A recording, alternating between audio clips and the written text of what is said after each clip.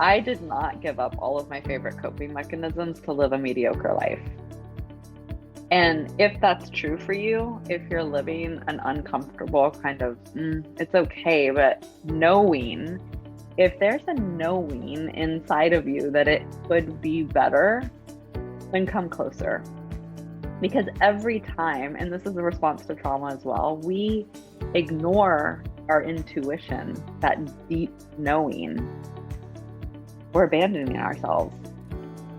And again, like, so much is possible if you want to truly listen to that little whisper in the back of your head.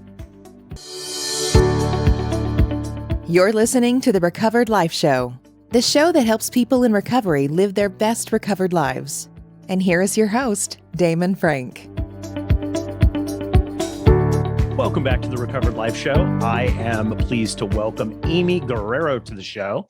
Amy is a life coach that works with people in recovery to have a conscious, sober lifestyle and to find deeper purpose in relationships. Welcome to the show.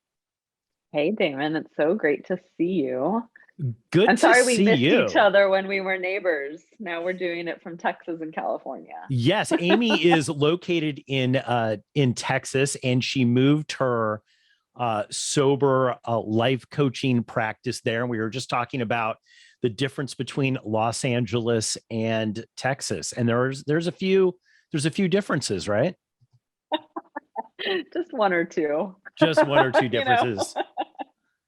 Well, the interesting thing is because of COVID, my life doesn't feel that different, other than I was in the trees of Topanga and now I'm looking at the water like as we speak here. So I couldn't not until now, I couldn't yet afford the property that I really want to live at in California, but more will be revealed. I'm confident of that. There you go. So Amy is living her best sober life in Texas now. And I'm so thrilled to have you on the show because we had a great phone conversation about long-term sobriety, people that are just getting into, recovery and are just getting sober, and about the importance of healthy relationships and about how hard that is for people and about how so many people either relapse or are miserable in sobriety because they can't really find healthy and happy relationships. So I'm thrilled to have you on the show.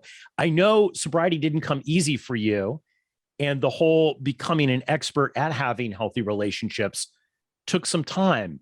What was your journey like with this? Yeah. Well, my relationships were what drove me to, I had this idea that I was going to heal all my trauma before I turned 40. My original trauma is abandonment from my birth mom. So I thought if I could find my birth mom and heal that relationship, that I would be disco. Like 40 and beyond would be like the best years of my life. If I could heal that original wound, I'd start to show up for men differently. I'd show up for myself differently. I'd relate to money differently. All my relationships, I was a business owner. My business would thrive if I could do that. So I set out to find her on People Finders. I find her. We do the thing. It's way more tumultuous than I ever thought it would be. I thought I was ready and I leaned into alcohol. I became physically dependent on it. And that is my story. Then it was 2 years of really difficult times that it just really hard. But the whole time it was all about relationships. I knew that relationships were the key because how you relate to one thing is how you relate to everything. And I was relating to everything from the lens of I, at my core, am not enough because my mom abandoned me.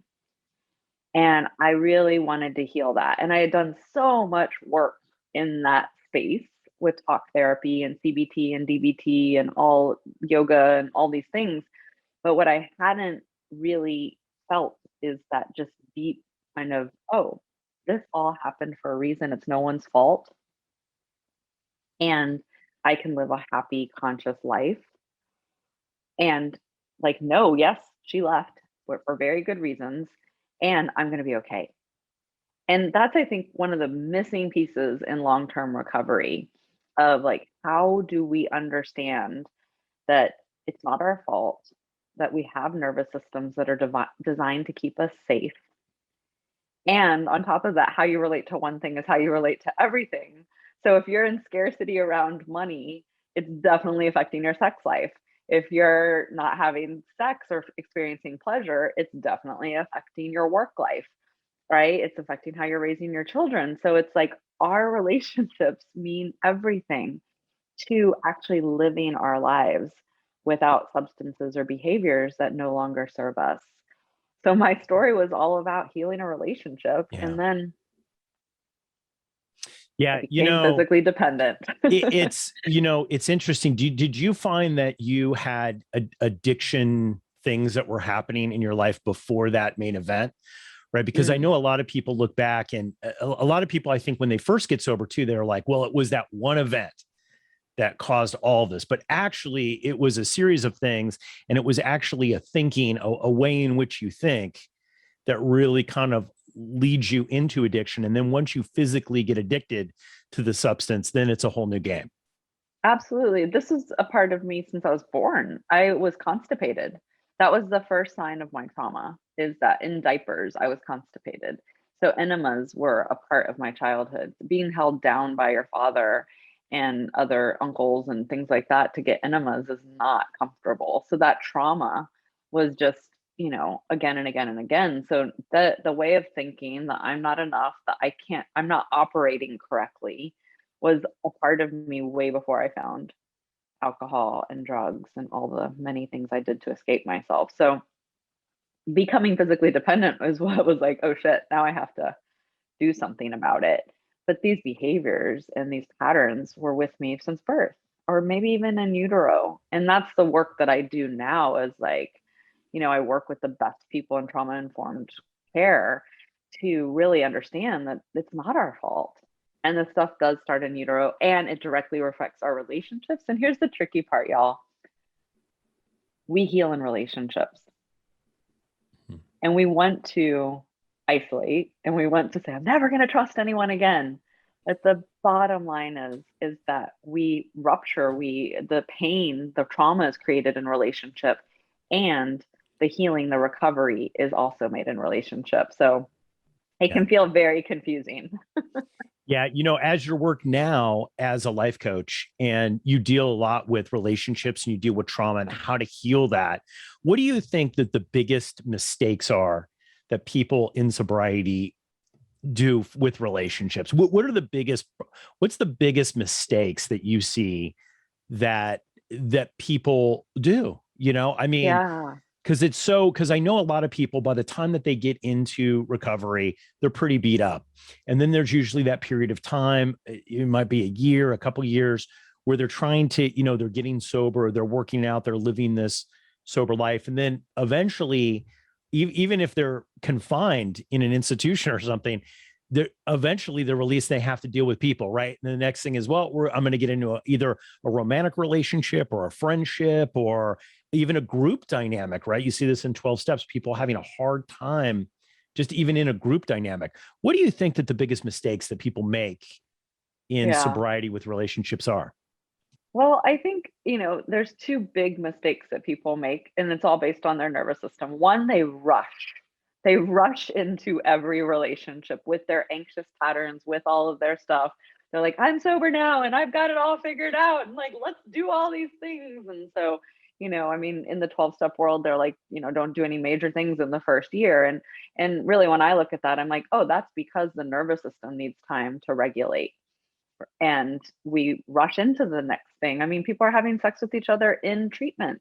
I worked at lots of treatment centers, and I was in lots of treatment centers, and I was like, what are y'all doing? Right? It's a real thing. And then the second thing that people do, the most common thing, is try to avoid everything, try to continue to, maybe like your family system, brush it under the rug, pretend as if it's not happening. Oh, that's too intimate, and avoid conflict. And so those two patterns and behaviors are the two biggest mistakes that people make. And then they just go on and create a whole bunch of other mistakes from there. And as we're making those mistakes, it's turning back on the pathway of, how do I escape this discomfort? Right. And so then that's where the problems come in, because then we try to escape our discomfort. And maybe we don't go back to our original drug of choice, but then we start to behave in some weird way that is hurting ourselves usually. And I'll speak for myself because I've done it, and I'm not perfect in any way. And it's also hurting others. And so we're creating more ruptures in the relationship. And so it's just like, it's hard to be transparent and vulnerable. It is risky to trust people. It's risky to trust yourself after you've behaved in the ways that you have. Or I know for me, I was like, oh, I don't know. Can I be in this situation and behave differently? So those are the two, if we just broad strokes, those are the two things that people do that lead to a lot of other things. Yeah, I think one of the things that you tapped on here is that, these tools of being vulnerable, of being able to express your feelings, these, not everybody has that in early sobriety. I say most people don't. They don't understand what they're feeling. So then to be able to communicate what they're feeling to other people is very, very tough. And not having done the work and then trying to be able to jump into a relationship, I always say it's like people in recovery, people in sobriety are the worst pickers. They will pick the wrong work, the wrong work environment, the wrong relationships, the wrong friends. Ultimately, I think until you do the work, people are just bad pickers in sobriety. I mean, wouldn't you agree with that? Yeah. Well, yes, and I do agree with that. I actually do lives about that all the time. Like, your picker ain't broken. It's that your nervous system is still dysregulated and your attachment wounds from your childhood are still running the show. So just because we get sober, and I don't want to always make it like it's so much work. This can happen very quickly once you understand your nervous system. Once you understand, like, oh, I have an anxious pattern, then you can start choosing differently right away.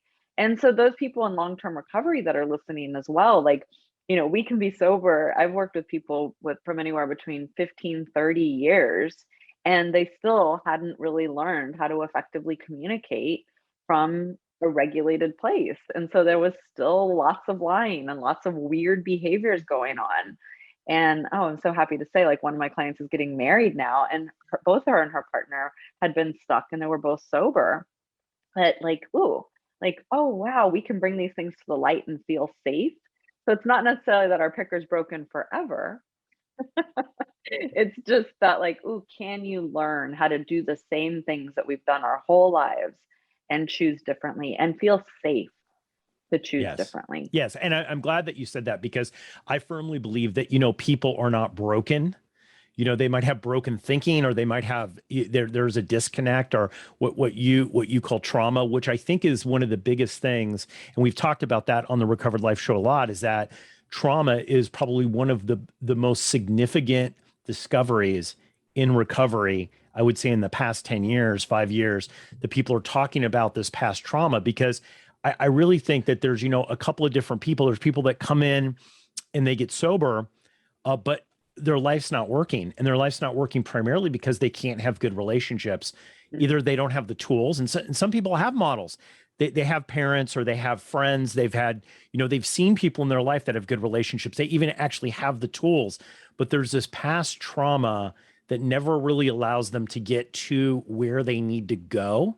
And I know you work with people on that. You identify what is that trauma, Mm. and, how do you heal that?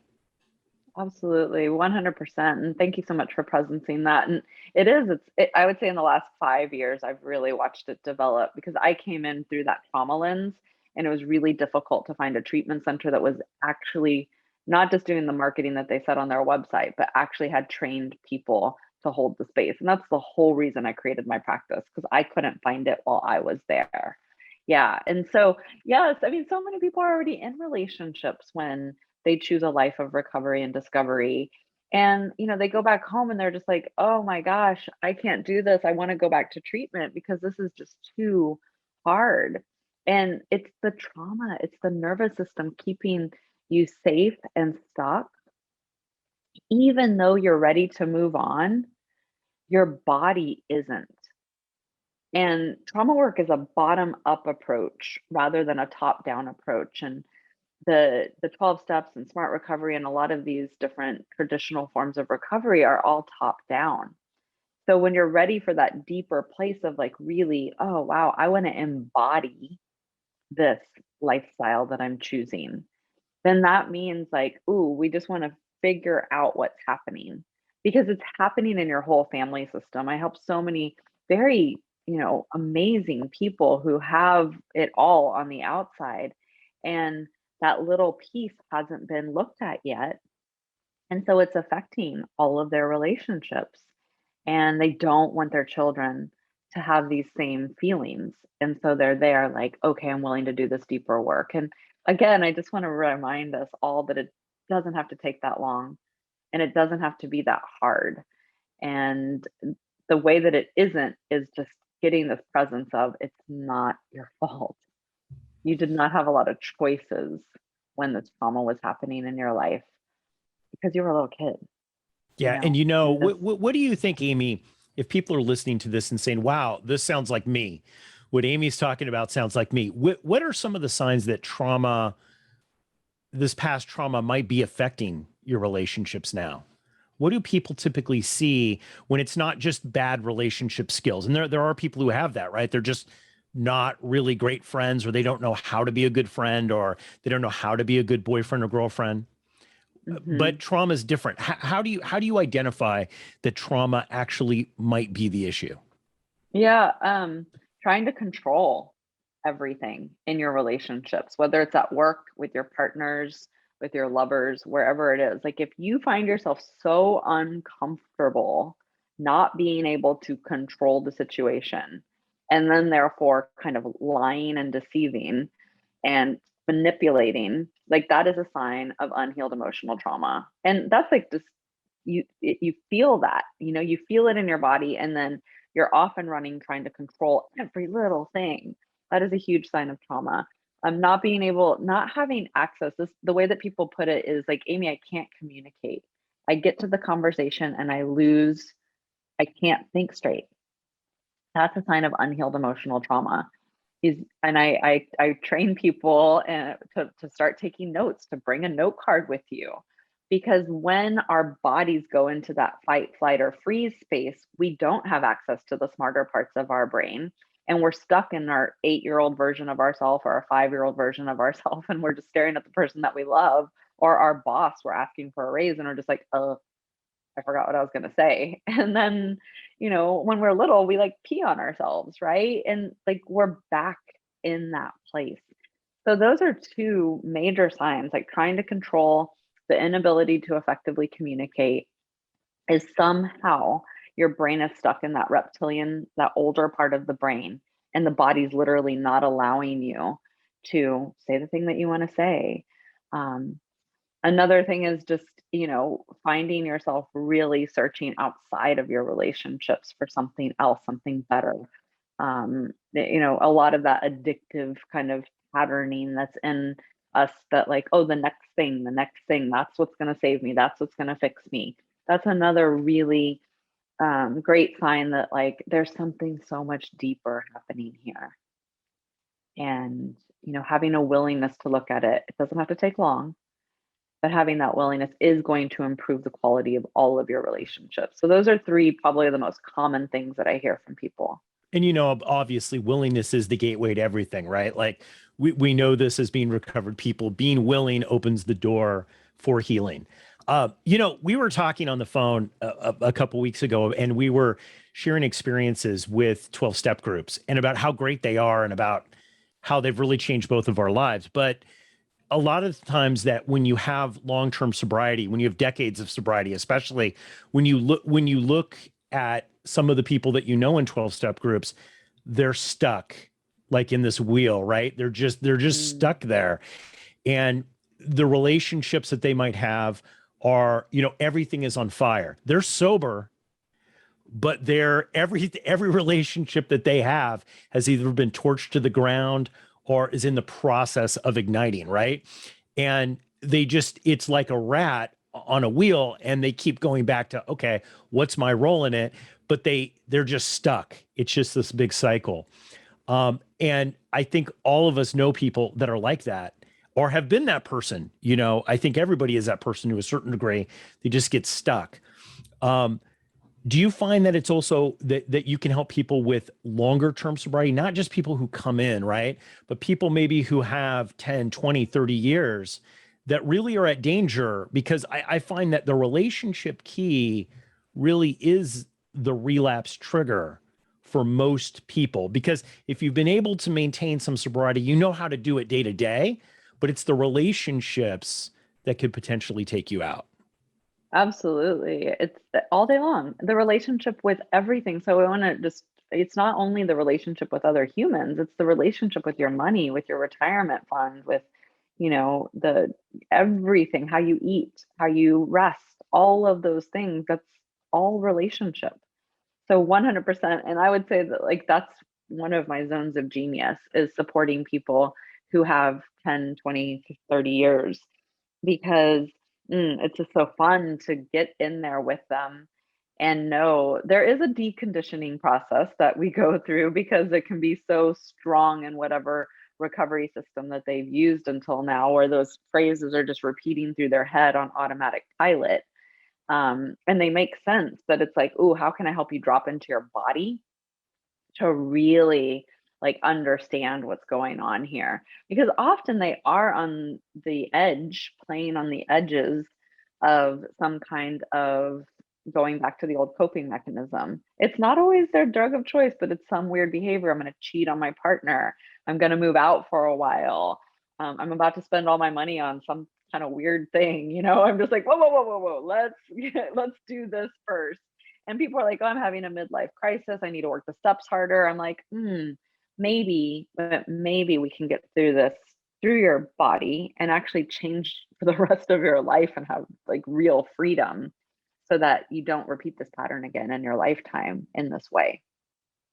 Yeah. Do you feel that, there's a lot of talk about the steps healing trauma. And I think, you look back, you look back on the history of the 12-step program and the people who created that. And it was very genius, and it's I call it a very effective spiritual technology that you can go through to heal certain things.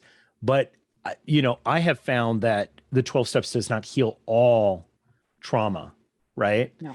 And that the being able to identify and have the self-awareness to understand, it's like, okay, I've done all I can do here. And that spiritual technology has worked really well for me. And it's great and it has value, right? But now I have to seek out different things like therapy or different groups or, life coaches like yourself.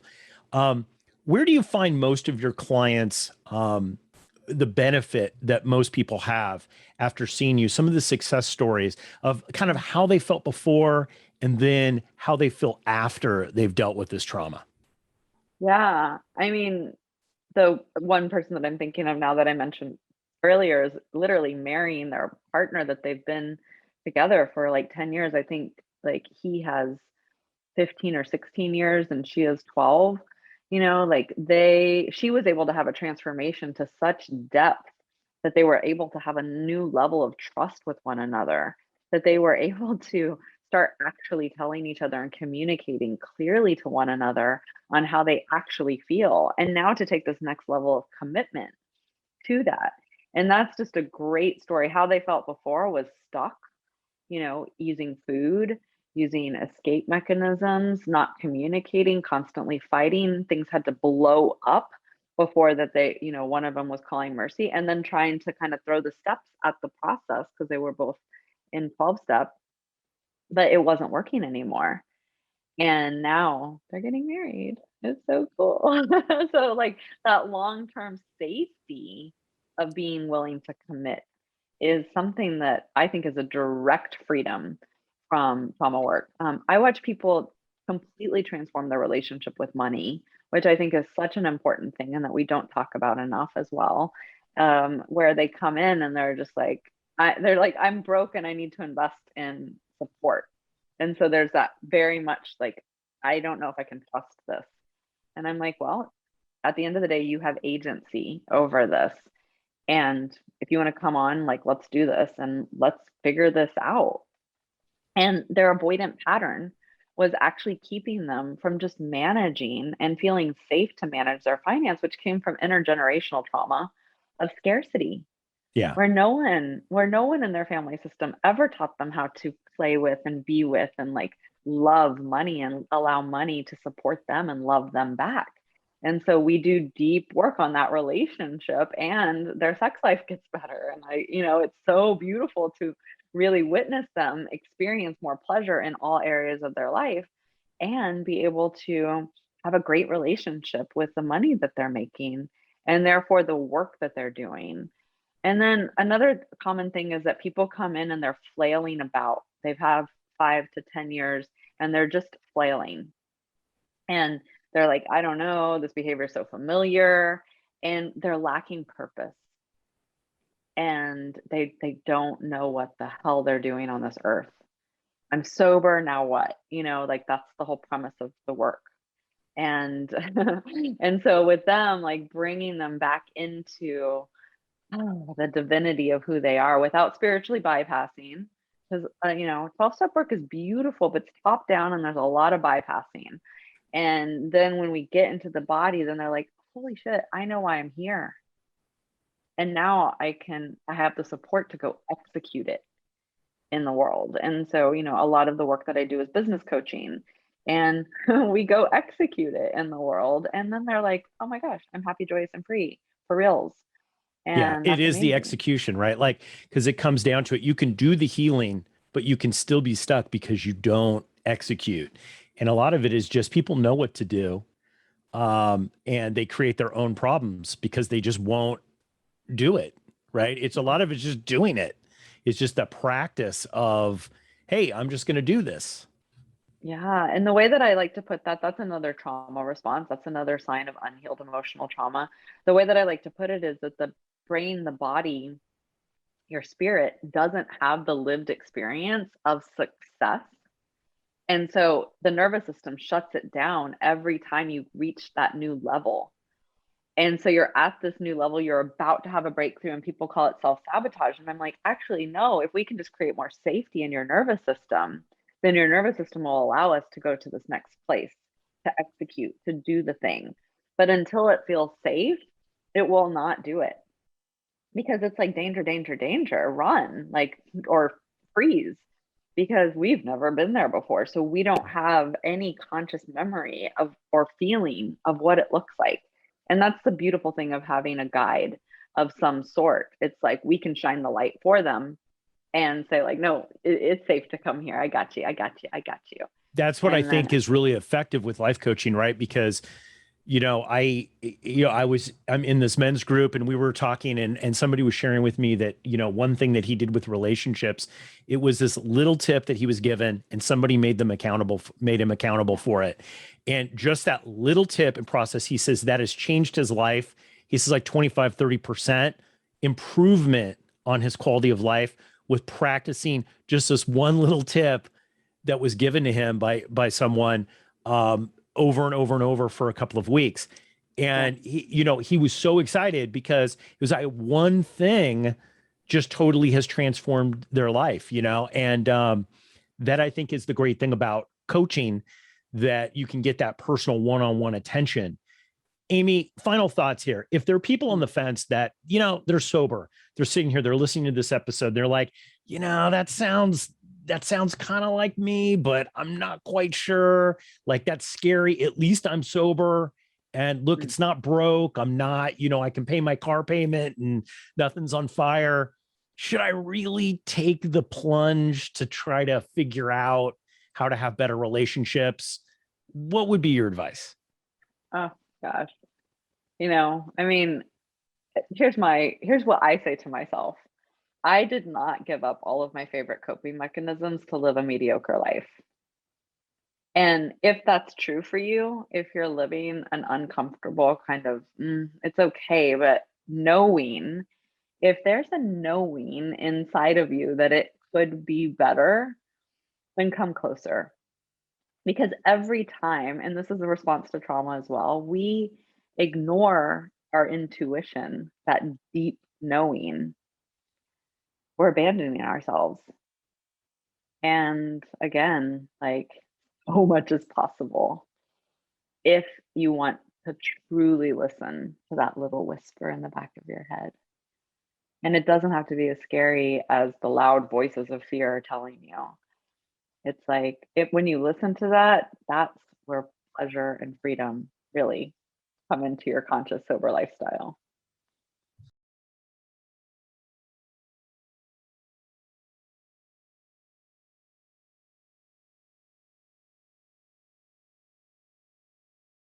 Now jump on, get some advice from you. How do they find out more about you and your work? Yeah, Thrive in Recovery with Amy. Thrive in Recovery with Amy. It's exactly what it sounds like. And Instagram, Facebook, and my website. That's the whole jam. And there's so many videos. So if you want to get to know me better, that's a great place to head on over, come closer, check it out, get curious with me. Amy, thanks so much for coming on the show today. Thank you.